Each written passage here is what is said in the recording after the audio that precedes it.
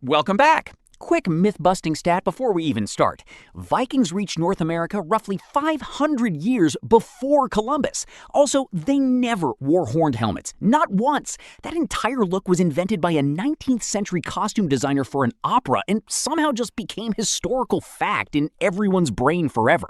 So if your mental image of a Viking is a guy in a horned helmet yelling on a beach, congratulations, you've been lied to by a 19th century German opera costume department. Today, we're talking about the Vikings, who they actually were, why they suddenly exploded out of Scandinavia and terrorized half of Europe, and why raiders is honestly only about a third of their entire personality. Chapter 1. Who were the Vikings? Let's start with the basics, because Viking isn't actually an ethnicity or a nationality. It's a job description. It comes from the Old Norse word Vikingur, which roughly means someone who goes on a raiding expedition. So technically, calling every Scandinavian person from this era a Viking is a little like calling every American from the 1800s a cowboy, just because some of them were. The people themselves came from what's now Norway, Sweden, and Denmark, a region that frankly is not blessed with great farmland. Rocky soil, short growing seasons, and a coastline that's basically one long jagged fjord after another. If you're a younger son in a Scandinavian farming family around the year 750, you're looking at a serious inheritance problem, because the good land is already spoken for by your older siblings. So you've got two options: stay home and be poor, or get on a boat and go find opportunity somewhere else. A lot of guys picked option 2. There's also a religious and cultural dimension worth understanding here, because it genuinely shaped how these guys approached violence. Norse paganism, centered on gods like Odin, Thor, and Freya, placed enormous cultural weight on dying a warrior's death.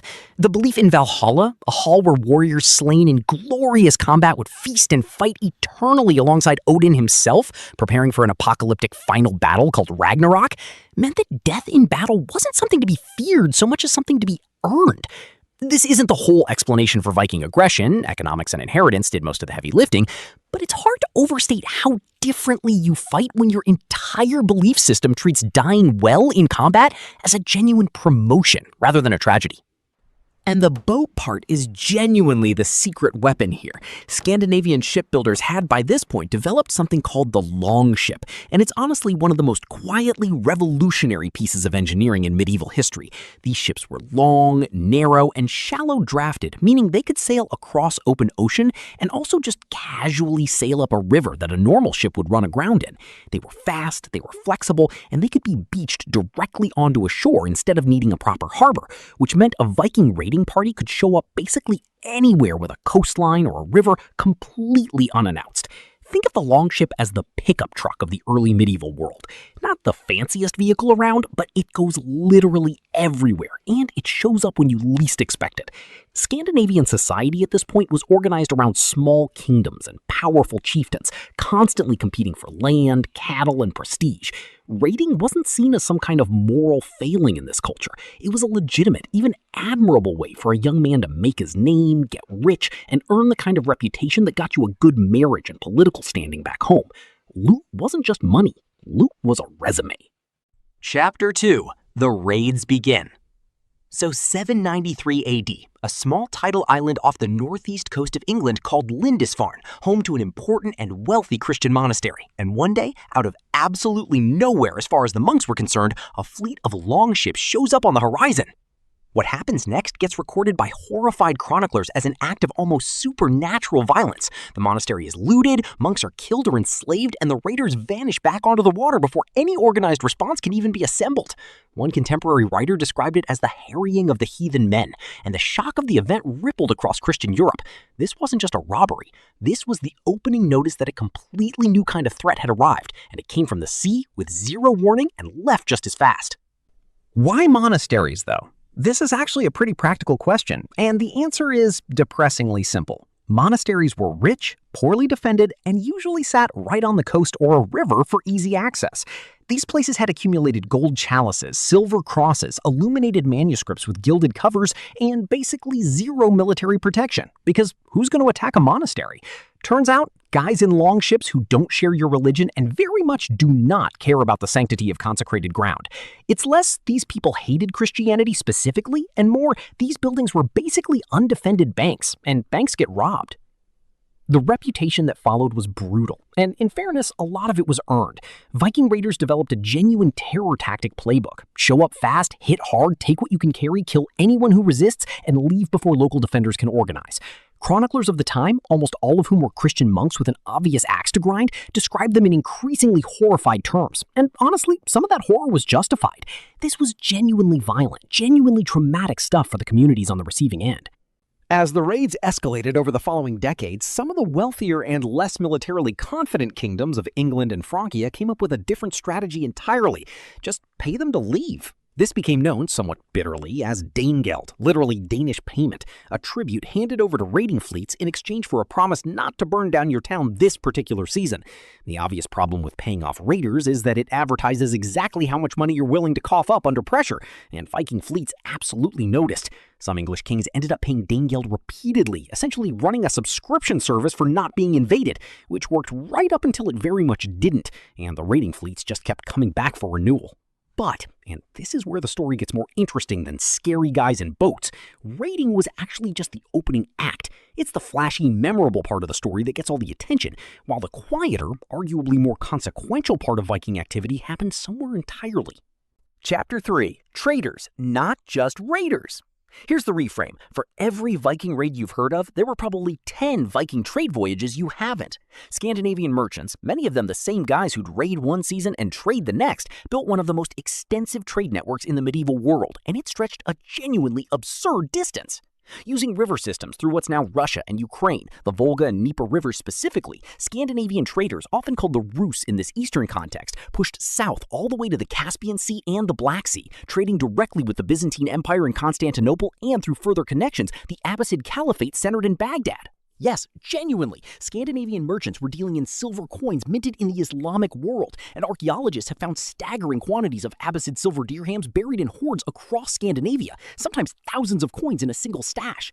Think about that supply chain for a second. Silver mined and minted somewhere near modern-day Iraq or Central Asia, ending up buried in a field in Sweden, having passed through who knows how many hands along the way. That's not a local economy. That's an early medieval global supply chain, and Scandinavian merchants were running major nodes of it. The relationship with Byzantium in particular got close enough that it produced one of the more surreal career paths available in the medieval world, the Varangian Guard, an elite unit of Norse and later mixed Scandinavian English warriors who served as the personal bodyguard of the Byzantine emperor in Constantinople. If you were a Norse warrior looking for the single most prestigious mercenary job on the planet, this was it, guarding the most powerful monarch in the Christian world, getting paid extremely well in Byzantine gold, and occasionally getting to loot on the emperor's behalf as a side benefit. Several Norse sagas proudly recount local heroes who went off to serve in the Guard and came home absurdly wealthy, which tells you the reputation of the gig back in Scandinavia. What were they trading beyond mercenary service? Furs, walrus ivory, timber, and uncomfortably enslaved people. The Viking slave trade was a massive and brutal part of this economy, and captives taken in raids or purchased along trade routes were funneled through these same networks toward markets in the Islamic world and Byzantium. This isn't a footnote to soften. It's a core, grim part of how this entire trade system actually functioned, and modern popular culture tends to conveniently leave it out of the cool explorer narrative. The Rus traders eventually settled and intermixed enough with local Slavic populations that they're widely considered foundational to the early states that would eventually become Russia and Ukraine. The name Rus itself is where Russia comes from. So the same broad cultural group responsible for Lindisfarne is also several thousand kilometers away, quietly laying groundwork for entire nations, mostly through trade relationships rather than raiding. Same people, wildly different methods, depending entirely on which direction they sailed. Chapter 4, The Explorers. Now for the part that gets criminally underrated. These guys were also just really good at finding new land, on purpose, using nothing but open ocean sailing and vibes. Norse settlers first reached Iceland in the late 800s, and despite the name suggesting a frozen wasteland, it turned out to be reasonably habitable, and a functioning Norse society took root there, eventually developing one of the world's oldest still functioning parliamentary institutions, the Althing, established around 930. Free farmers and chieftains would gather annually at a specific outdoor site to settle disputes, pass laws, and generally run the country through open assembly, rather than a single monarch, which was a genuinely unusual political structure for the era.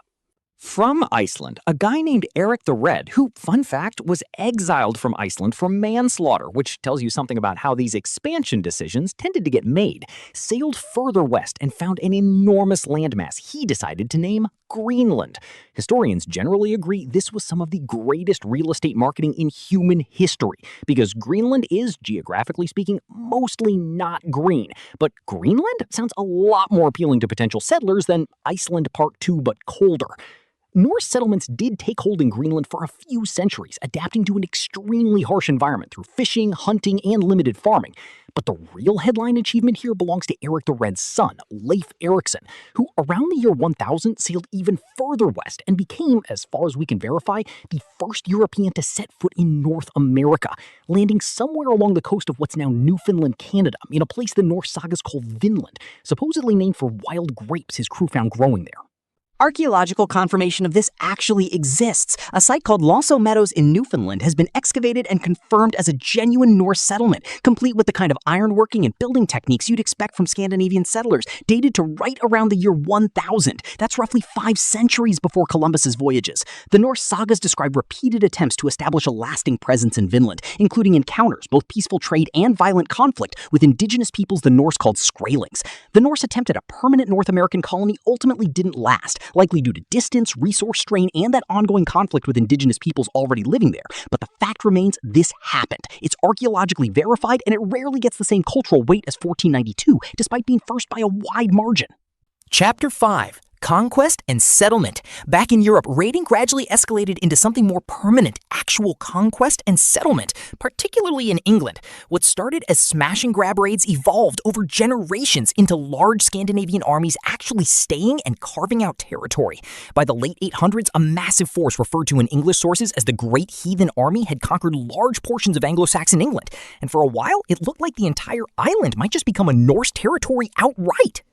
England's salvation, somewhat famously, came down to one king who refused to fully collapse, Alfred the Great of Wessex, who held out against the Viking advance, at one point reportedly reduced to hiding in the marshes of Somerset before regrouping his forces and eventually negotiated and fought his way to a rough territorial split. The result was something called the Danelaw, a large chunk of northern and eastern England where Scandinavian law, customs, and settlers held actual legal and cultural sway for generations, embedded so deeply that a huge number of place names across that region today, anything ending in by or thorpe, for example, are direct linguistic leftovers from Old Norse settlers who moved in and just stayed. This process kept escalating over the following century, and it eventually produced one of the more genuinely wild political achievements of the entire era, Canute the Great, a Danish king who by the early 11th century ruled not just Denmark but also England and Norway simultaneously in what historians call the North Sea Empire. A Scandinavian king sitting on the English throne, ruling a genuinely multinational North Atlantic power bloc is not the ending most people expect from guys who showed up to rob a monastery 2 centuries earlier, but here we are. And it wasn't just England. Norse raiders and settlers under a leader named Rollo eventually carved out territory in northern France, too, which the French crown formally recognized in the year 911, creating a region that would literally be named after them. Normandy, meaning land of the Northmen. Within a few generations, these Norse settlers had fully assimilated into French culture and language, adopting Christianity and French customs almost completely, to the point that when their descendants, led by William the Conqueror, invaded England in 1066, they did so as French-speaking Norman nobility, not as Norse raiders, which means the Norman conquest of England was, in a genuinely funny historical loop, distantly descended Vikings conquering England again, except this time wearing chainmail, speaking French, and getting remembered as completely different people entirely. Chapter 6. The End of the Viking Age. By the 11th century, the conditions that created the Viking Age were quietly disappearing.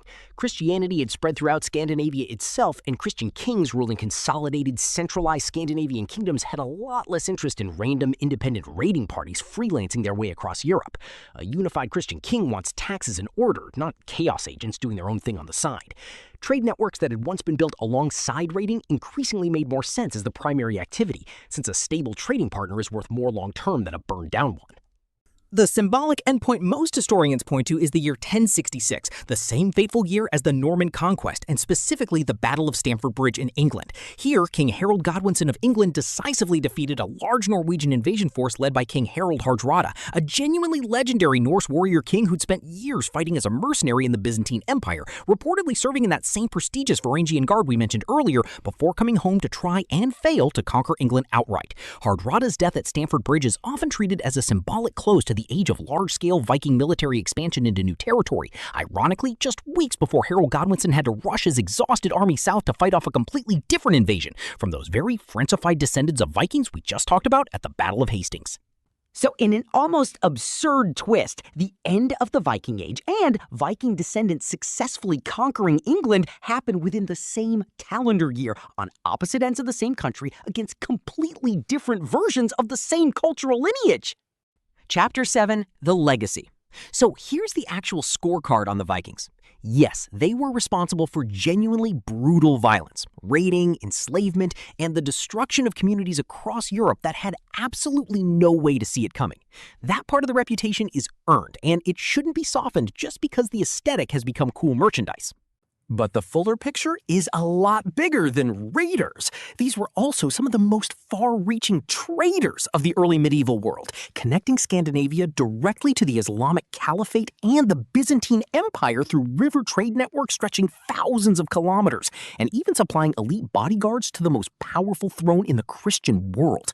They were explorers who reached North America 5 centuries before Columbus, using nothing but open boat sailing, dead reckoning, and apparently a fairly high tolerance for risk. And they were state builders whose settlements and political structures left permanent linguistic, legal, and genetic marks on England, France, Russia, and Ukraine, places that today barely remember that any of this started with guys sailing out of Scandinavia because the inheritance situation back home wasn't great. That's the real contradiction sitting at the center of the Viking story. Not a clean narrative of savage barbarians, and not a sanitized narrative of misunderstood merchant explorers either. Both things happened, often by the same people, sometimes in the same year, depending entirely on which direction the ship happened to be pointed that particular season. So next time someone brings up Vikings and immediately goes to horned helmets and beach pillaging, you can hit them with the fact that these same guys also had a functioning parliament, ran silver routes to Baghdad, guarded emperors in Constantinople, and found Canada 500 years before anyone else bothered to write it down properly. Thanks for watching, guys. If this rearranged your entire mental image of what a Viking actually was, smash that subscribe button and I'll see you in the next chapter of this absolute fever dream we call history.